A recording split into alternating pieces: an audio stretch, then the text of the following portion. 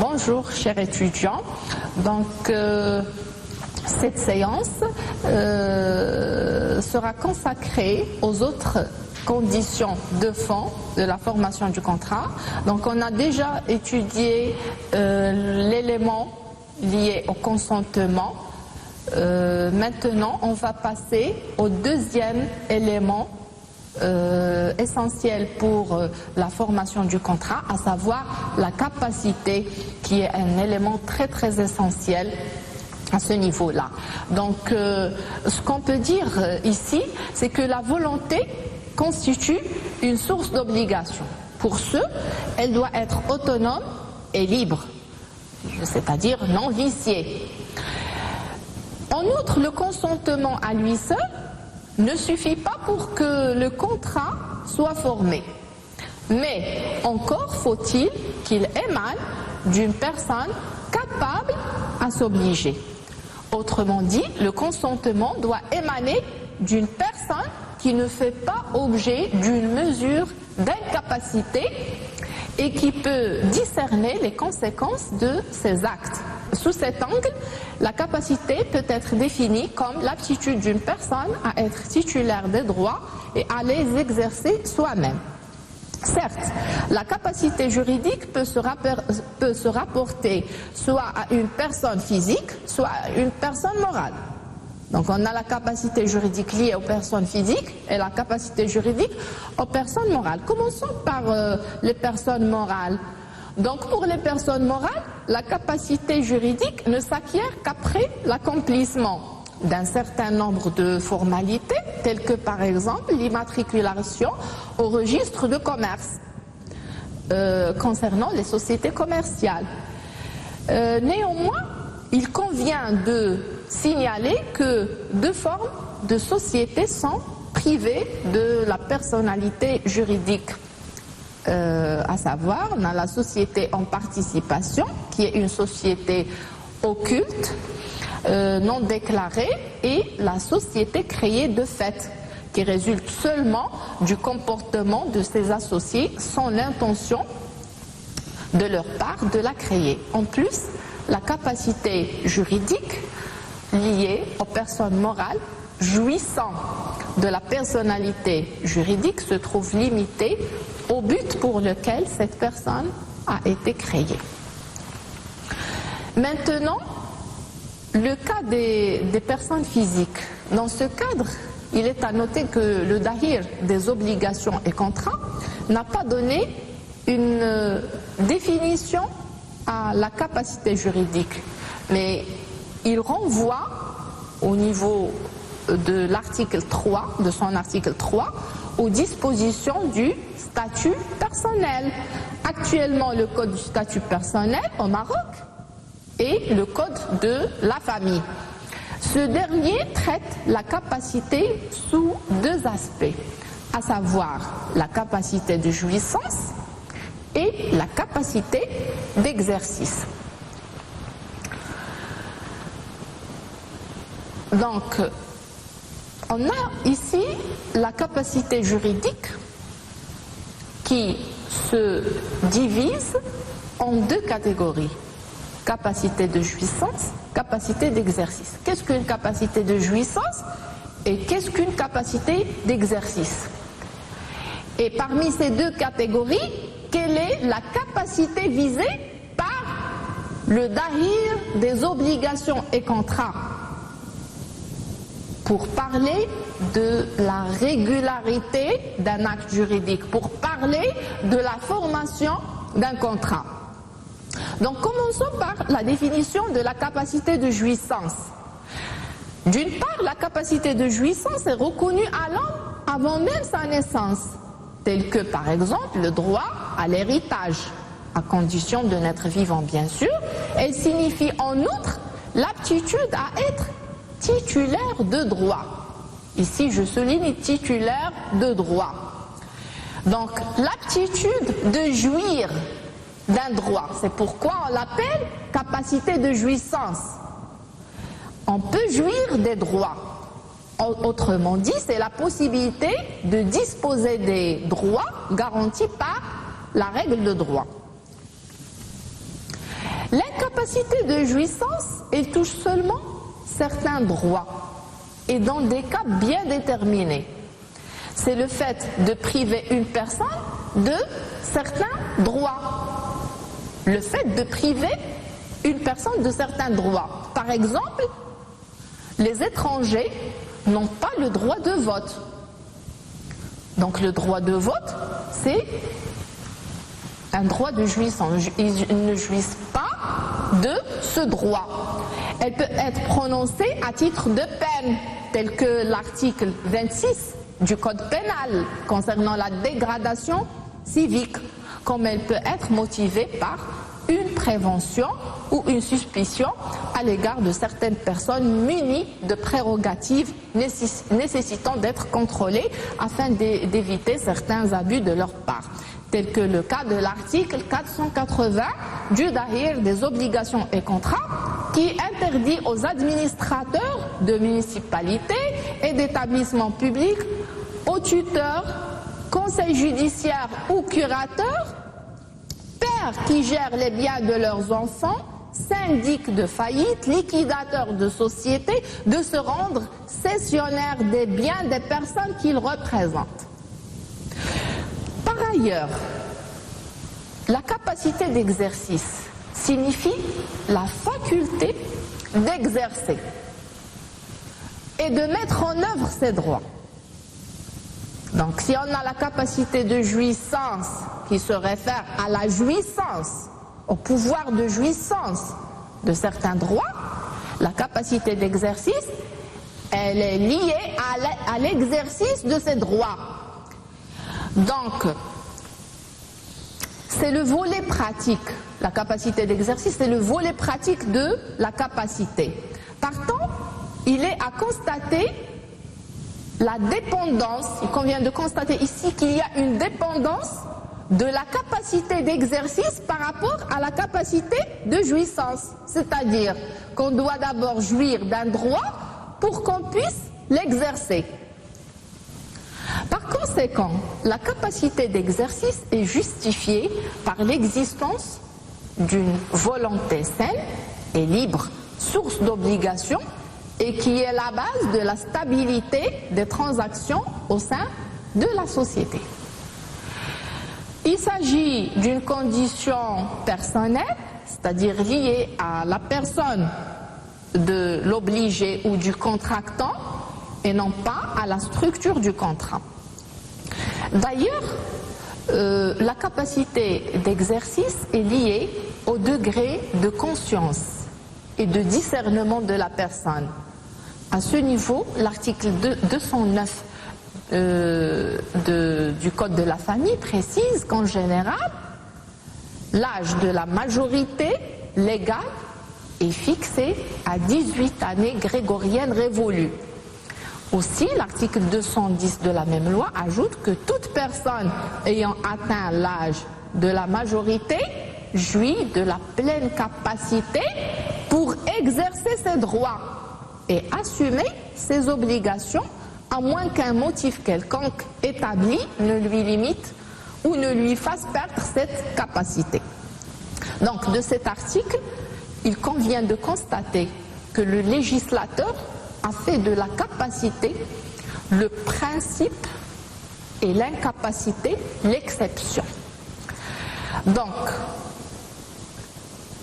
en effet, c'est parce qu'il manque d'une volonté consciente qui leur permet de bien comprendre les conséquences de leurs actes que les mineurs, les prodigues ou les souffrants d'altération mentale sont privés d'exercer leurs droits.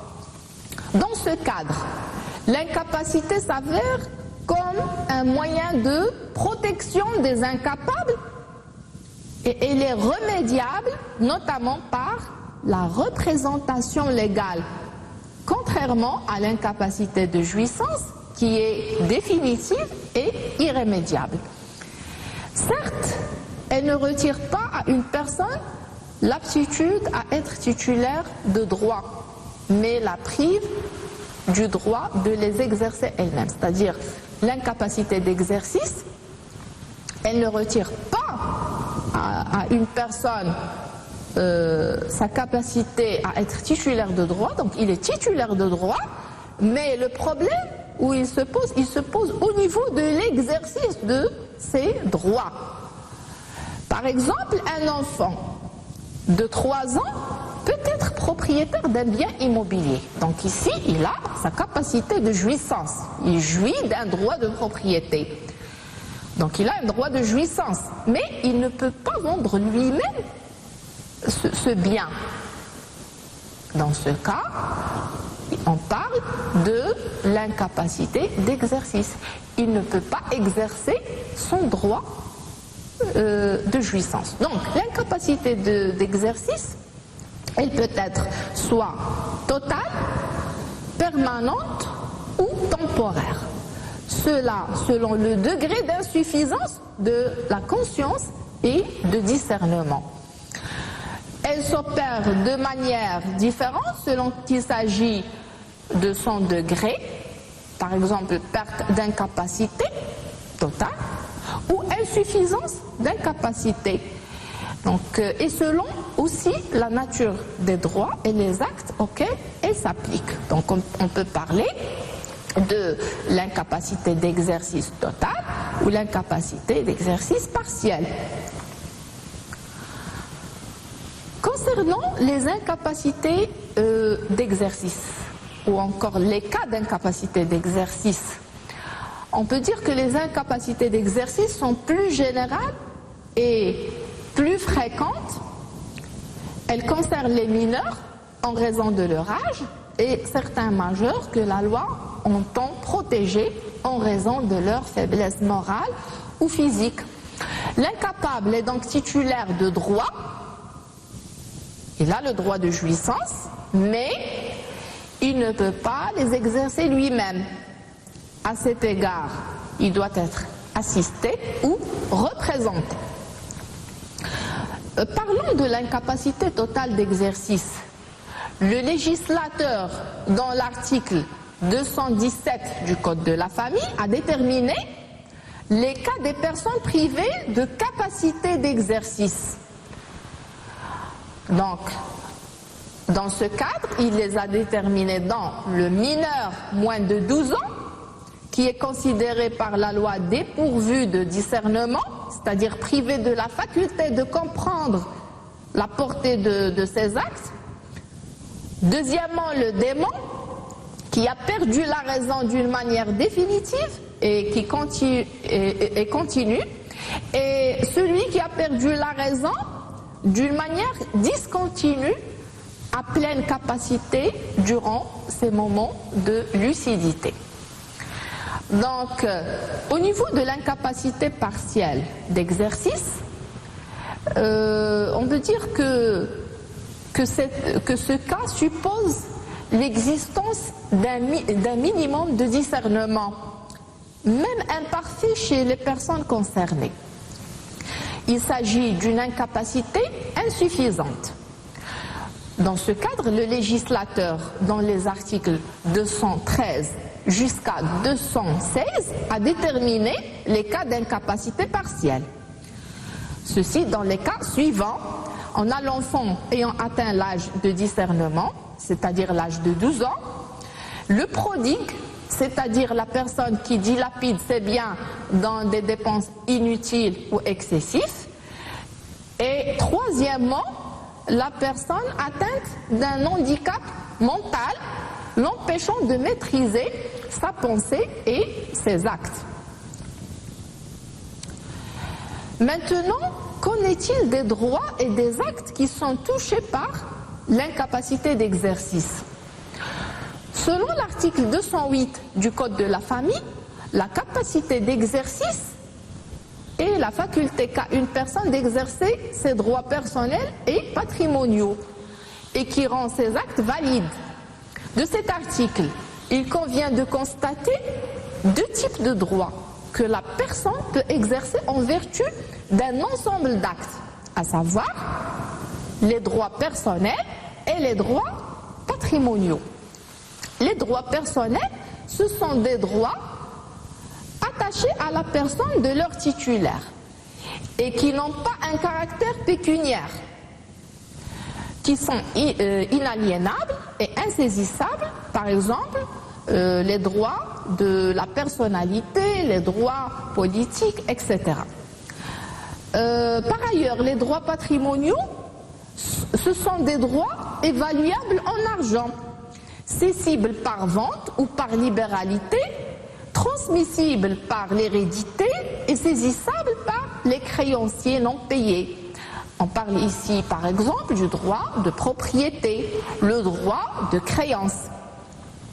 Bien évidemment, ces droits sont exercés en vertu d'un acte. Par exemple, le cas de conclure des contrats ou encore ester en justice.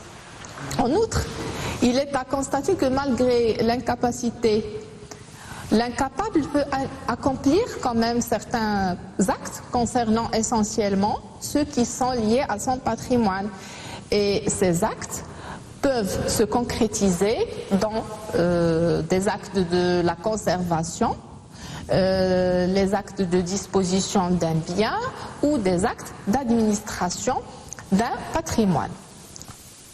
Maintenant, les effets de cette incapacité d'exercice.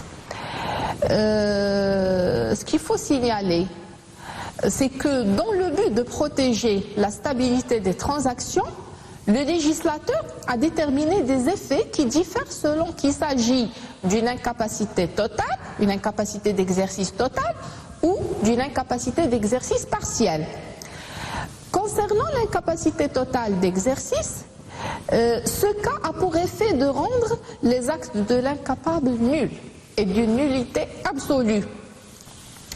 On a ici l'article 124 du Code de la famille. Donc il s'agit d'une nullité de plein droit qui peut être demandée par tout intéressé. Par conséquent, les actes nuls de plein droit ne peuvent faire l'objet d'aucune confirmation ou ratification. Le fondement juridique ici, c'est l'article 310 du Dahir des obligations et contrats. Donc, il s'agit d'une nullité qui protège l'intérêt général. D'autre part, l'incapacité partielle d'exercice est sanctionnée principalement par une nullité relative et exceptionnellement par une nullité absolue, notamment dans les actes de pure libéralité. Dans ce cadre, l'article 225 du Code de la famille précise que les actes du mineur doué de discernement sont soumis aux dispositions suivantes. Premièrement, ils sont valables s'ils lui sont pleinement profitables. Deuxièmement, ils sont nuls s'ils lui sont préjudiciables. Troisièmement, s'ils revêtent un caractère à la fois profitable et préjudiciable, leur validité est subordonnée à l'approbation de son représentant légal, accordée en tenant compte de l'intérêt prépondérant de l'interdit et dans les limites des compétences conférées à chaque représentant légal. Par ailleurs, la nullité relative ne peut être requise que par la personne qu'elle protège, de même que les actes qu'elle touche sont susceptibles de confirmation ou de ratification dans un délai de prescription déterminé par l'article 311 du Dahir des obligations et contrats, donc à savoir 1 an. Ceci dans tous les cas où la loi n'indique pas un délai différent. La date de départ du délai de prescription est déterminée par l'article 312 du Dahir des obligations et contrats. En plus du consentement et de la capacité, on a d'autres éléments pour la formation, pour la validité de l'obligation, à savoir l'objet et la cause. L'objet du contrat signifie ce à quoi le débiteur est tenu envers le créancier.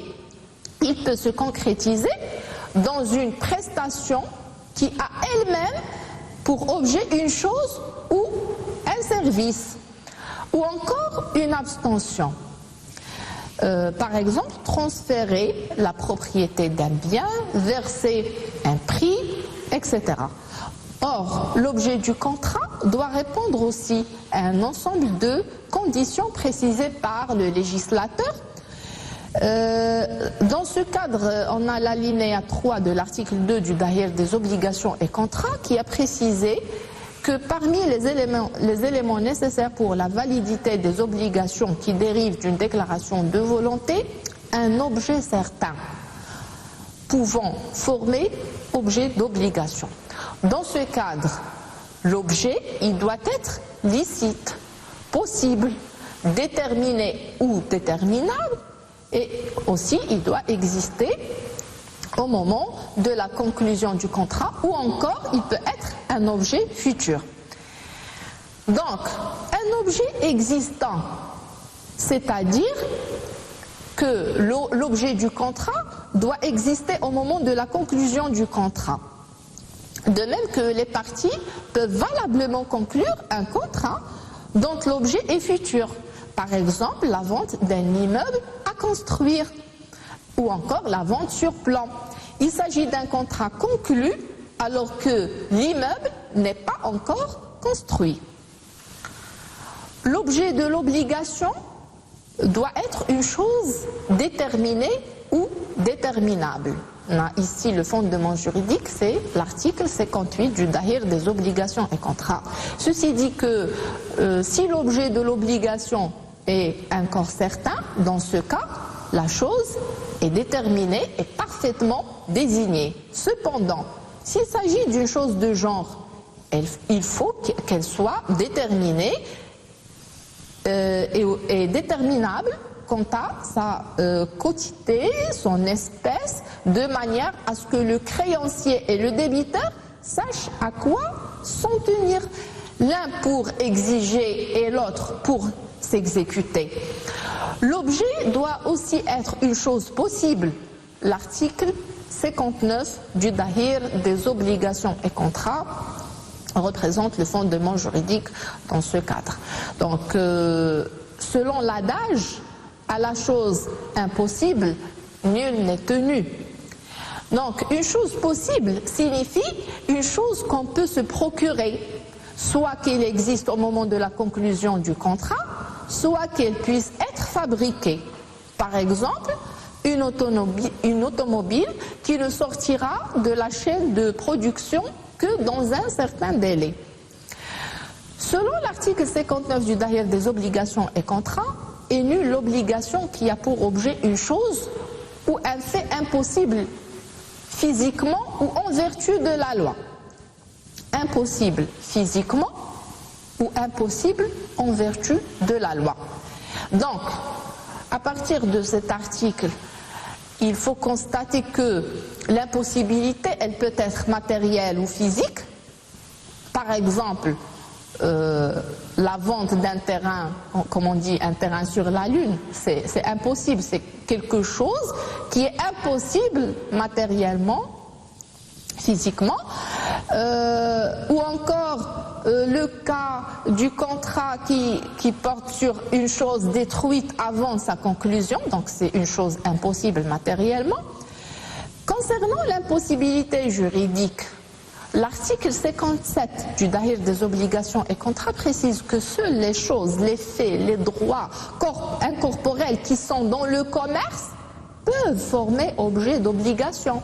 Par conséquent, les individus ne peuvent pas contracter sur des objets qui sont hors du commerce, qui sont interdits par la loi, tels que le porc, la drogue, la prostitution, etc.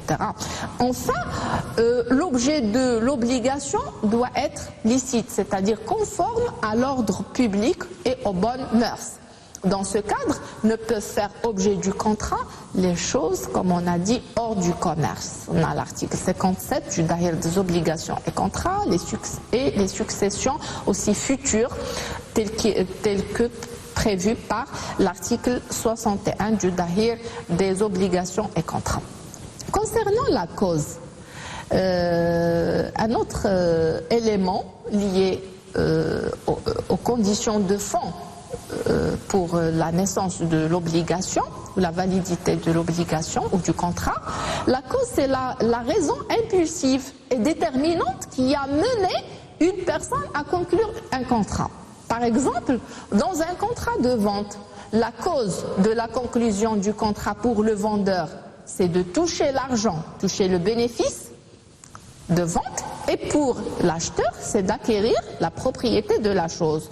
Donc, pour envisager la cause dans un contrat, il convient de poser des questions différentes. Par exemple, pourquoi est-on lié par un contrat?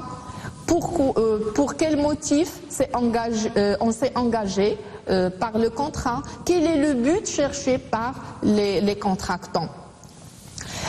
Le législateur, dans ce cadre, a traité la cause, oui, comme une condition de validité de l'obligation qui dérive d'une déclaration de volonté au niveau de l'article 62 jusqu'à l'article 65 du Dahir des obligations et contrats.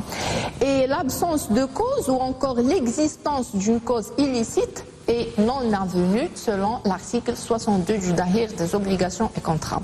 Par ailleurs, afin qu'elle puisse constituer valablement le fondement de l'obligation contractuelle, la cause aussi doit répondre aux conditions précisées par le législateur. C'est-à-dire que la cause doit être certaine et qu'elle existe. Et pour que l'obligation contractuelle soit valable, il faut qu'elle ait une cause, ceci conformément aux dispositions de l'article 62 du Dahir des obligations et contrats. Aussi, la cause, elle doit être légitime. Et légitime, c'est-à-dire conforme à la loi, à l'ordre public et aux bonnes mœurs. Tel est le cas, par exemple, des articles 870 et 1092 du Dahir des obligations et contrats.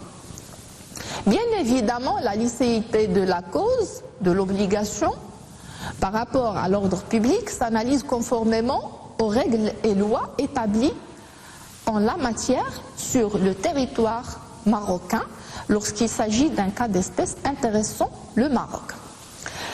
Maintenant, concernant les conditions de forme liées à la formation du contrat. En principe, le contrat se forme par le seul échange du consentement, en plus de l'existence d'autres conditions de fond liées à sa formation, qui ont été déjà précisées. Ainsi, les parties peuvent choisir librement la forme de leur contrat, selon les dispositions de l'article 402 du Dahir des obligations et contrats. Mais exceptionnellement, la loi parfois peut prescrire une forme déterminée dans le but d'assurer une sécurité de transaction, tel que le cas de l'article 401 du Dahir des obligations et contrats. À défaut du respect de la forme prescrite, le contrat est nul. Sous cet angle, il convient de signaler que le formalisme peut servir de preuve. Il s'agit du formalisme probatoire, tel que le cas de l'article 443 du Dahir des obligations et contrats, comme il peut servir aussi comme condition de validité du contrat, tel que le cas de l'article 4 de la loi 3908 formant Code des droits réels.